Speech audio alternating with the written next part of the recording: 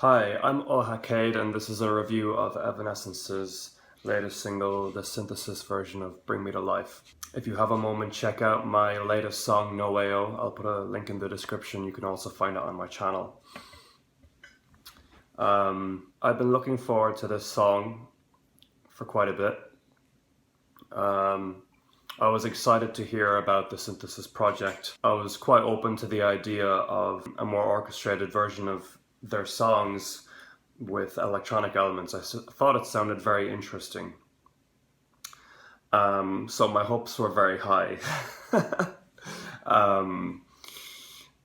So now that it's finally here, I thought I'd give my thoughts since they're definitely in my top 5 favorite bands of all time.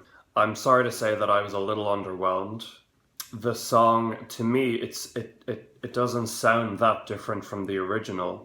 I was hoping for a little more experimentation, some switch ups here and there, a little maybe more unexpected moments, but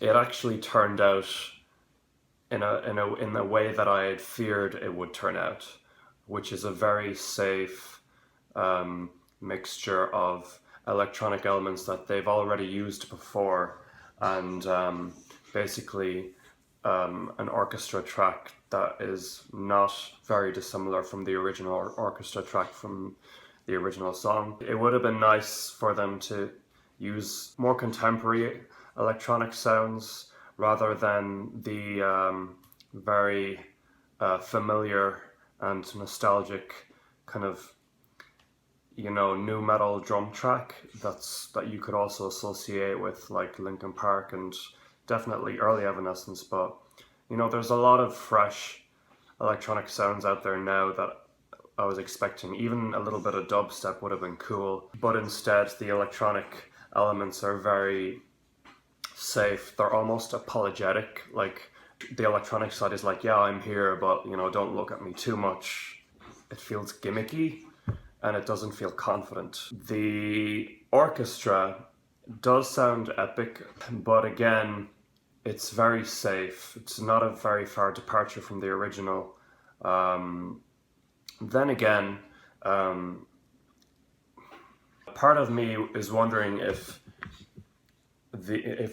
there will be more experimentation and interesting moments on the album, because Bring Me to Life is such a beloved classic and pretty much their trademark song. Maybe they were afraid to toy with it too much, and perhaps that's why they released it as a single, because it's the safest bet. Like if a lay person were to hear it, they would appreciate it because it's not too far a departure from the original one. But I think if that's their attitude, it's kind of bit them in the ass, because it feels like it's neither here nor there, Even if the song had been way more subdued and turned into a true ballad, very soft, it would have been good. But that intensity is still there, and it's not a bad thing. It's just that it's crying out for the guitars. And the reason it's crying out for the guitars is because everything is the same. It's just you took the guitars out and replaced it with a very timid electronic beat. On the plus side, Amy's vocals are astounding, and I'm very impressed that she can still sing the song this way. In fact, it sounds like she's putting even more intensity into the vocals this time, which I really like, and I really appreciate her voice, and she's such a talented singer that she carries it, she sells this recording just about. I just wish that the instrumentation supported her a bit more. Another thought I have is that hopefully this presentation in a live setting will be a much different experience, and it's more intended that way, I suppose.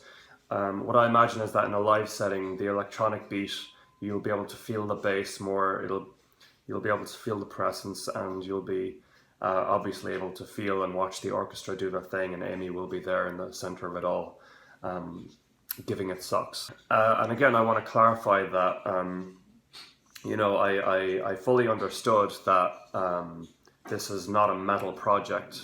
I'm not complaining that the guitars are not there. I'm just saying that if you're gonna if you're going to re-record the song in a totally different way, then make it totally different. That's all. It's just that I don't see any much reason to listen to this version as opposed to the other version, because the original packs the punch that this one is hungry for. I'm still holding out to hear the rest of the stuff on the album. I want to clarify also that I'm a huge Evanescence fan.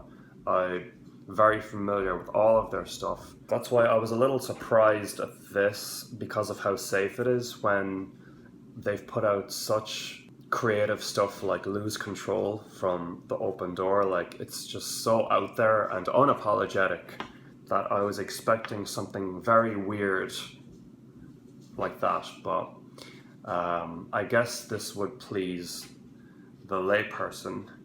I really don't mean to sound like a snobby Evanescence fan, but I suppose that's what I am.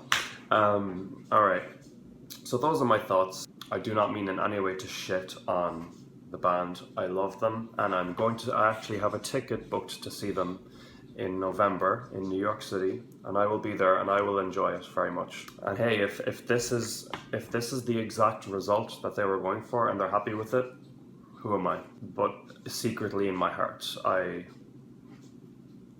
was just expecting something different, knowing how weird and dark their creativity can be.